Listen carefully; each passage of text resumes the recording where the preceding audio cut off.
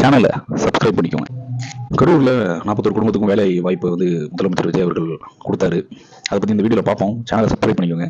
அது வந்து நாம் தமிழர் கட்சி வந்து அதை எதிர்த்து வந்து கோர்ட்டில் கேஸ் போட்டு வெற்றி பெற்றாங்க. மேபி தமிழ்நாடு கவர்மெண்ட் உண்மையிலேயே அவங்களுக்கு வேலை வாய்ப்பு வழங்குவதற்கான நோக்கம் இருந்தது தான். சுப்ரீம் கோர்ட்டுக்கு அடுத்து தான் அதை நகர்த்தி கொண்டு போய் இந்த கேஸை அடுத்த ஃபர்தர் லெவல் கொண்டு போவாங்க. அது எதுவாக முடியுன்றது நமக்கு தெரியாது. மேபி தமிழ்நாடு கவர்மெண்ட் ஃபேவரபிளாக கூட முடியலாம். ஆனால் நாம் தமிழர் கட்சி, மக்களோட மக்களாக நிற்கிற நாம் தமிழர் கட்சி அப்படின்னு சொல்லி மாறுதட்டி கொள்ளக்கூடிய சில அறிவாளிகளுக்கு என்னோட கேள்வி என்னன்னா, ஒரு 41 குடும்பத்துக்கு அரசு வேலை போறதுனால அரசுல எந்த பிரச்சனை வரப்போகுதுன்னு எனக்கு தெரியல. ஆண்டுகிட்டு இருந்த அரசு எல்லாம் ஏகப்பட்ட பிரச்சனைகள் இருந்தது, ஏகப்பட்ட குளறுபடிகள் இருந்தது, அவர்கள் மேல் ஊழல் குற்றச்சாட்டுகள் உள்ளன. அங்கெல்லாம் வந்து நம்ம எந்த விதமான கேஸும் போட்ட மாதிரி தெரியல. அவர்களை கோர்ட்ல எத்தனை கேஸ் போட்டாங்கன்றது நமக்கு புரியல. இவங்க பண்ணது ஒண்ணு தான் பண்ணாங்க.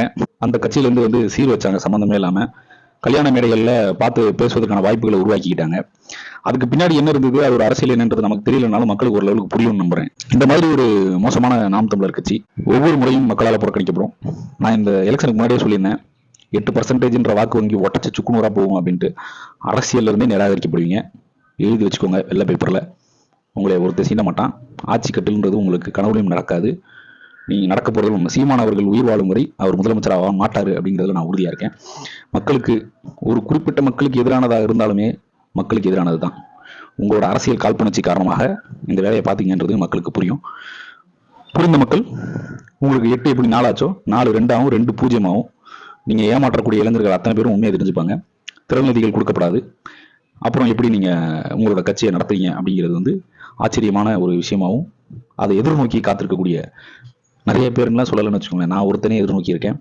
கண்டிப்பா உங்க கட்சியோட அழிவுகளத்தை ரசிக்கும் ஒரு மனிதனா நான் இருப்பேன். நீங்களும் அந்த கட்சியை பத்தி என்ன நினைக்கிறீங்க அப்படின்னு கீழே கமெண்ட்ல போடுங்க. சேனலை சப்ஸ்கிரைப் பண்ணிக்கோங்க. லைக் போட்டுருங்க. லட்சுமி நடந்த ஆக்கப்பூர்வமான கண்டென்ட்.